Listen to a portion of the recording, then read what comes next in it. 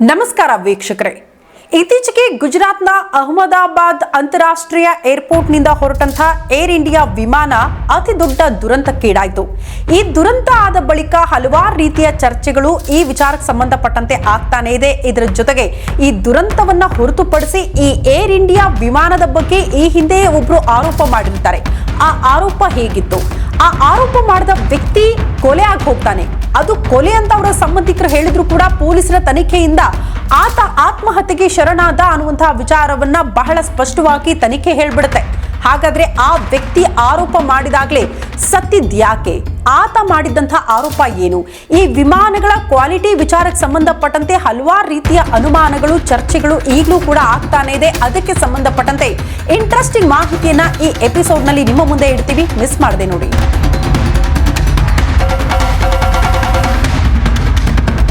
ಪ್ರಮುಖವಾಗಿ ಈ air India ವಿಮಾನ ಪತನ ಆದ ಬಳಿಕ ಈ ವಿಮಾನ ದುರಂತಕ್ಕೆ ಕಾರಣ ಏನು ಅನ್ನುವಂತಹ ವಿಚಾರಗಳು ಚರ್ಚೆ ಆಗ್ತಾ ಇದ್ದ ಹೊತ್ತಲ್ಲೇ ಈಗ ಇದರ ಜೊತೆಗೆ ಒಂದು ಇಂಟ್ರೆಸ್ಟಿಂಗ್ ವಿಚಾರ, ಹಳೆಯ ಘಟನೆ, ಹಳೆಯ ಆರೋಪ ಆದರೂ ಕೂಡ ಆ ವಿಚಾರಗಳು ಈಗ ಮುನ್ನೆಲೆಗೆ ಬರ್ತಾ ಇದೆ. ಹಾಗಾದ್ರೆ ಆ ಆರೋಪ ಮಾಡಿದಂತಹ ವ್ಯಕ್ತಿ ಯಾರು? ಆರೋಪ ಮಾಡಿದಂತಹ ವ್ಯಕ್ತಿನೇ ಅದೇ ತಿಂಗಳು ಆತ್ಮಹತ್ಯೆಗೆ ಯಾಕೆ ಶರಣಾದ? ಪ್ರಮುಖವಾಗಿ ಯಾರಾದ್ರೂ ಆತನನ್ನ ಕೊಲೆ ಮಾಡಿಸಿದ್ರ? ಪ್ರಭಾವಿಗಳು ಆ ಆರೋಪವನ್ನ ಆತನ ಕುಟುಂಬಸ್ಥರೇ ಮಾಡ್ಬಿಟ್ರು, ಪೊಲೀಸರೇ ತನಿಖೆ ಸರಿಯಾಗಿ ಮಾಡಲಿಲ್ಲ, ಅದನ್ನ ಆತ್ಮಹತ್ಯೆ ಅಂತ ಬಿಂಬಿಸ್ಬಿಟ್ರು ಅನ್ನುವಂಥ ಆರೋಪ ಈ ಕ್ಷಣಕ್ಕೂ ಕೂಡ ಅವರ ಕುಟುಂಬಸ್ಥರು ಮಾಡ್ತಾನೆ ಇದ್ದಾರೆ. ಹಾಗಾದ್ರೆ ಈ ಏರ್ ಇಂಡಿಯಾ ವಿಮಾನಕ್ಕೆ ಸಂಬಂಧಪಟ್ಟಂತೆ ಆ ವ್ಯಕ್ತಿ ಮಾಡದ ಆರೋಪ ಏನು ಅನ್ನುವಂಥ ವಿಚಾರಕ್ಕೆ ಸಂಬಂಧಪಟ್ಟಂತೆ ಡೀಟೇಲ್ಸ್ ಅನ್ನ ನಿಮ್ಮ ಮುಂದೆ ಇಡ್ತೀವಿ. ಕೊನೆ ತನಕ ಮಿಸ್ ಮಾಡದೆ ಈ ವಿಡಿಯೋ ನೋಡಿ. ಈ ಏರ್ ಇಂಡಿಯಾ ವಿಮಾನ ದುರಂತವನ್ನ ಪಕ್ಕಕ್ಕಿಟ್ಟು ನಾವು ಗಮನಿಸೋದಾದ್ರೆ, ಟಾಟಾ ಕಂಪನಿ ಹಾಗೂ ಸಿಂಗಾಪುರ ಏರ್ಲೈನ್ಸ್ ಒಡೆತನದ Air India Tata company 74.9, Singapore Airlines 25.1ರಷ್ಟು ಶೇರ್ ಅನ್ನ ಹೊಂದಿದೆ. 2007ರಿಂದ ಬೋಯಿಂಗ್ 787 ಮ್ಯಾನುಫ್ಯಾಕ್ಚರ್ ಮಾಡಲಾಗ್ತಾ ಇದೆ. ಆದರೆ ಮಾರ್ಚ್ನಲ್ಲಿ ಇದರ ಕ್ವಾಲಿಟಿ ಇಂಜಿನಿಯರ್ ಜಾನ್ ಬರ್ನೆಟ್ ಎಂಬಾತ ಪ್ರಕರಣವೊಂದನ್ನ ದಾಖಲು ಮಾಡ್ತಾನೆ. ಯಾಕಂದ್ರೆ ಈ ವಿಮಾನದ ಕ್ವಾಲಿಟಿ ವಿಚಾರಕ್ಕೆ ಸಂಬಂಧಪಟ್ಟಂತೆ ಬೋಯಿಂಗ್ 787 ವಿಮಾನದ ಕ್ವಾಲಿಟಿ ಚೆನ್ನಾಗಿಲ್ಲ, ಹೆಚ್ಚು ಪ್ರಾಡಕ್ಟ್ ಮಾಡುವ ಸಲುವಾಗಿ ಗುಣಮಟ್ಟದಿಂದ ವಿಮಾನ ಜೋಡಣೆ ಆಗ್ತಾ ಇಲ್ಲ ಅನ್ನುವಂಥ ಪ್ರಮುಖ ಆರೋಪವನ್ನ ಸ್ವತಃ ಕ್ವಾಲಿಟಿ ಇಂಜಿನಿಯರ್ ಜಾನ್ ಬರ್ನೆಟೆ ಇದೇ ವಿಚಾರಕ್ಕೆ ಸಂಬಂಧಪಟ್ಟಂತೆ ಆರೋಪ ಮಾಡ್ತಾ ಪ್ರಕರಣ ಕೂಡ ದಾಖಲು ಮಾಡಿರ್ತಾನೆ. ನೋಡಿ, ವಿಪರ್ಯಾಸ ಅಂದ್ರೆ ಆರೋಪ ಮಾಡಿ ಪ್ರಕರಣ ದಾಖಲು ಮಾಡಿದ್ದ ಈ ಕ್ವಾಲಿಟಿ ಇಂಜಿನಿಯರ್ ಜಾನ್ ಬರ್ನೆಟ್ ಅದೇ ಮಾರ್ಚ್ ತಿಂಗಳಲ್ಲಿ ಗುಂಡು ಹಾರಿಸಿಕೊಂಡು ಆತ್ಮಹತ್ಯೆಗೆ ಶರಣಾಗ್ತಾನೆ. ಆತನ ಕುಟುಂಬಸ್ಥರು ಹೇಳೋ ಪ್ರಕಾರ ಇದು ಆತ್ಮಹತ್ಯೆಯಲ್ಲ, ಬದಲಾಗಿ ಆತನನ್ನ ಕೊಲೆ ಮಾಡಿದ್ದಾರೆ ಅನ್ನೋದು ಕುಟುಂಬಸ್ಥರ ಪ್ರಮುಖ ಆರೋಪ ಆಗಿರುತ್ತೆ.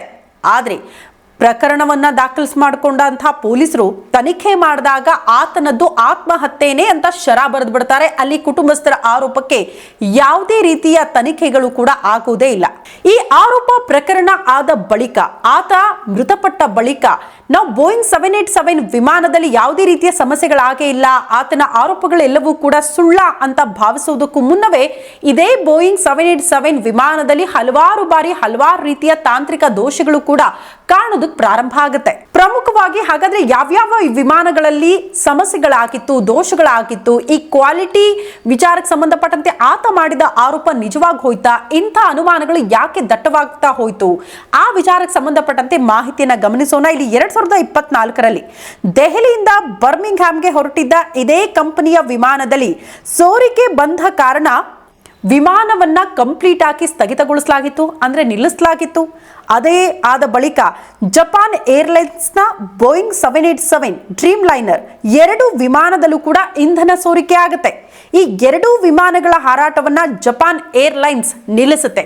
ಯಾಕಂದ್ರೆ ಇದು ಟೇಕ್ ಆಫ್ ಆಗೋಕ್ಕೂ ಮುನ್ನ ಚೆಕಿಂಗ್ ಆಗುತ್ತಲ್ಲ, ಅದೇ ಸಂದರ್ಭದಲ್ಲಿ ಸೋರಿಕೆ ಆಗ್ತಾ ಇತ್ತು ಅನ್ನೋ ಕಾರಣಕ್ಕೆ ಜಪಾನ್ನಲ್ಲೇ ಅದನ್ನ 2 ವಿಮಾನಗಳನ್ನ ಕೂಡ ನಿಲ್ಲಿಸಲಾಗುತ್ತೆ. ಇದಲ್ಲದೆ ಬ್ರಿಟಿಷ್ ಏರ್ಲೈನ್ಸ್ ವಿಮಾನಗಳಲ್ಲೂ ಕೂಡ ಬ್ಯಾಟರಿ ಸಮಸ್ಯೆ ಕಾಣಿಸಿಕೊಳ್ಳುತ್ತೆ. ಈ ವಿಚಾರವನ್ನು ಕೂಡ ನಾವು ಗಮನಿಸಬೇಕು. ಇತ್ತೀಚೆಗೆ ಬೋಯಿಂಗ್ ಕಂಪನಿಯ ಏರ್ ಇಂಡಿಯಾಕ್ಕೆ ಗುಡುಗು ಸಹಿತ ಮಳೆ ಇರುವಾಗ ಹಾರಾಟ ನಡೆಸದಂತೆ ಸೂಚನೆ ಕೊಡಲಾಗಿತ್ತು. ಅದರಂತೆ ದೆಹಲಿ ಟೋಕಿಯೋ ನಡುವೆ ಹಾರಾಟವನ್ನ ಕೂಡ ನಿಲ್ಲಿಸಲಾಗಿತ್ತು. ನೋಡಿ, ಇಷ್ಟೆಲ್ಲ ದೋಷಗಳಿದ್ದ ಬಳಿಕವೂ ಕೂಡ ಈ ಏರ್ ಇಂಡಿಯಾ ಬೋಯಿಂಗ್ 787 ಹಾರಾಟವನ್ನ ಆರಂಭಿಸಲಾಗುತ್ತೆ. 14 ತಿಂಗಳಲ್ಲಿ, ಜಸ್ಟ್ ಇಮ್ಯಾಜಿನ್ ಮಾಡ್ಕೊಳ್ಳಿ, 14 ತಿಂಗಳಲ್ಲಿ ಬರೋಬ್ಬರಿ 136 ದೋಷಗಳು ಕೂಡ ಕಾಣಿಸ್ಕೊಳ್ಳುತ್ತೆ. ಇಷ್ಟೆಲ್ಲ ಆದ ಮೇಲಾದರೂ ಕೂಡ ಅಲರ್ಟ್ ಆಯ್ತಾ ಏರ್ ಇಂಡಿಯಾ? ಇಲ್ಲ. ಒನ್ಸ್ ಅಗೇನ್ ಮತ್ತೆ ಮೊನ್ನೆ ಏರ್ ಇಂಡಿಯಾದ ಬೋಯಿಂಗ್ 787 ವಿಮಾನವೇ ಅತಿ ದೊಡ್ಡ ದುರಂತಕ್ಕೀಡಾಯಿತು. 265 ಜನ ಮೃತಪಟ್ಟಿದ್ದಾರೆ.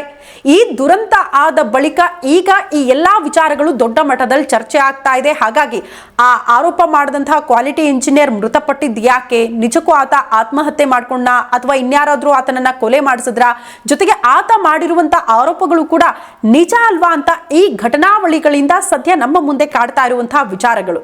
ಸೊ ಈ ಮಾಹಿತಿ ಇಷ್ಟವಾಗಿದ್ರೆ ನ್ಯೂಸ್ ಬಿಟ್ ಲೈವ್ಗೆ ಸಬ್ಸ್ಕ್ರೈಬ್ ಆಗಿ ಸಪೋರ್ಟ್ ಮಾಡಿ. ಮುಂದಿನ ಸಂಚಿಕೆಯಲ್ಲಿ ಮತ್ತೊಂದು ಮಾಹಿತಿ ಹೊತ್ತು ನಿಮ್ಮ ಮುಂದೆ ಬರ್ತೀವಿ. ಅಲ್ಲಿ ತನಕ ನಮಸ್ಕಾರ.